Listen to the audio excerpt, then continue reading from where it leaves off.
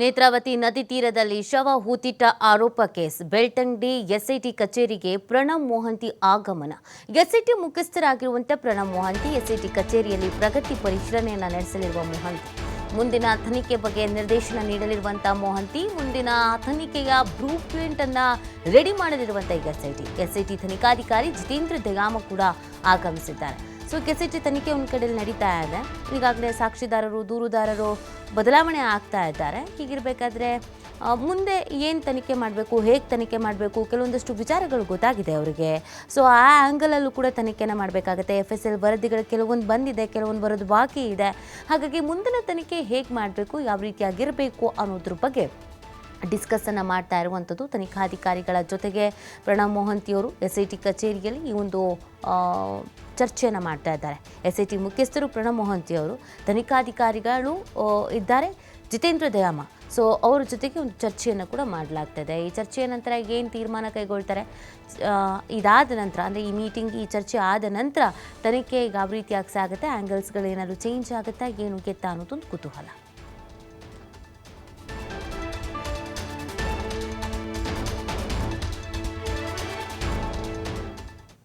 ನೇತ್ರಾವತಿ ನದಿ ತೀರದಲ್ಲಿ ಶವ ಹೂತಿಟ್ಟ ಆರೋಪ ಕೇಸ್ ಪ್ರಕರಣದ ಕುರಿತು SIT ತನಿಖೆಗೆ ಬೊಮ್ಮಾಯಿ ಆಕ್ಷೇಪ ವ್ಯಕ್ತಪಡಿಸಿರೋದು.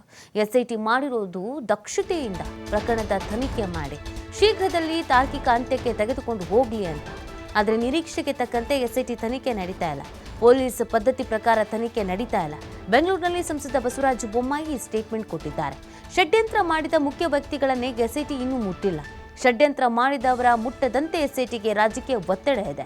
ಹೀಗಾಗಿ ಯಾರನ್ನೂ ಬಂಧಿಸದೆ ವಿಚಾರಣೆ ಮಾತ್ರ ಮಾಡ್ತಾ ಇದ್ದಾರೆ.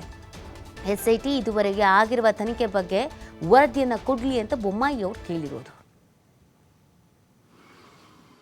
ತಮ್ಮ ಅಧಿಕಾರಿಗಳ ವಿವೇಚನೆಗೆ ತಕ್ಕಾಗಿ ಕೆಲಸ ಮಾಡ್ತಾ ಇಲ್ಲ ಅಂತ ಅನಿಸ್ತಾ ಇದೆ.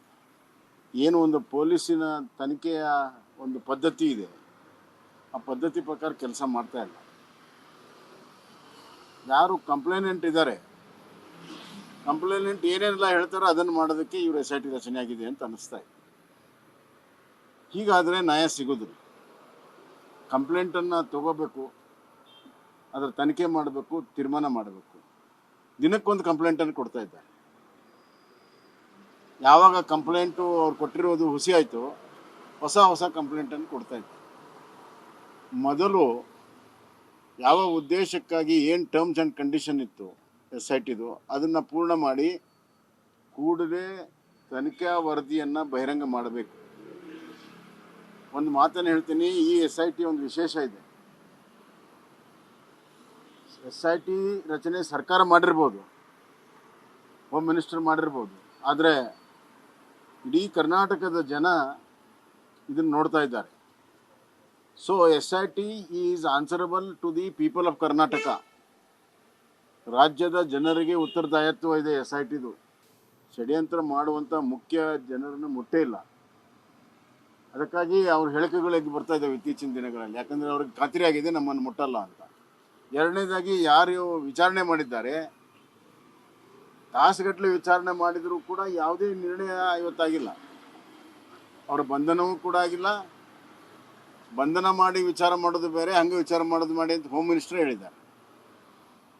ಆದ್ದರಿಂದ ಬಂಧನವೂ ಇಲ್ಲ, ವಿಚಾರಣೆ ಪೂರ್ತಿ ಇಲ್ಲ, ವರದಿ ಇಲ್ಲ, ಮಧ್ಯಂತರ ವರದಿ ಇಲ್ಲ. ಕಂಪ್ಲೇನೆಂಟ್ ಹೇಳ್ದಂಗೆ ಹೊಸ ಕಂಪ್ಲೇಂಟ್ ತೊಗೊಳ್ಳೋದು, ಹೊಸ ವಿಚಾರಣೆ ಮಾಡೋದು, ಇದು ಸರಿಯಾದ ದಾರಿಯಲ್ಲಿ ಹೋಗ್ತಾ ಇಲ್ಲ ಅಂತ ಎಲ್ಲರಿಗೂ ಕೂಡ ಈಗ ಮನವರಿಕೆ ಆಗಿದೆ.